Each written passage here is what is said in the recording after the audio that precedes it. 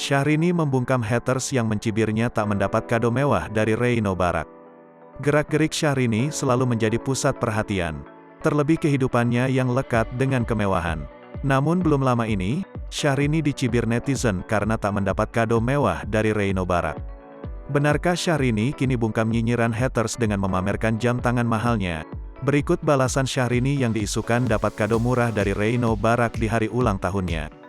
Seperti diketahui, kehidupan Syahrini dan Reino Barak memang kerap kali jadi sorotan. Hal ini lantaran keduanya selalu dikaitkan dengan kemewahan. Terlebih Reino Barak merupakan seorang pengusaha kondang dan Syahrini pun penyanyi yang tak luput dari gaya glamor. Meski selalu dikaitkan dengan yang namanya kemewahan, kini perayaan ulang tahun Syahrini jadi sorotan karena diduga merayakan di sebuah tempat karaoke.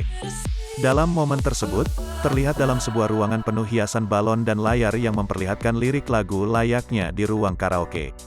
Pada acara tersebut pun, terlihat beberapa teman Syahrini yang ikut merayakan termasuk Cakra Khan dan idol K-pop Son X CLC. Namun sayang, dalam momen berbahagia Syahrini itu, netizen justru menyoroti soal ruangan yang digunakan Syahrini untuk merayakan ulang tahunnya. Menurut netizen ruang tersebut ruangan karaoke, bahkan netizen pun menyindir Syahrini yang sudah seperti orang biasa tak sepadan dengan keglamoran yang kerap ditunjukkan. Tak hanya itu, rupanya Syahrini yang dinikahi konglomerat dan tak mendapat kado mewah dari Reino Barak jadi sorotan. Namun beberapa waktu setelahnya, Syahrini memamerkan kado Reino Barak berupa sebuah jam tangan mewah senilai 1,8 miliar rupiah.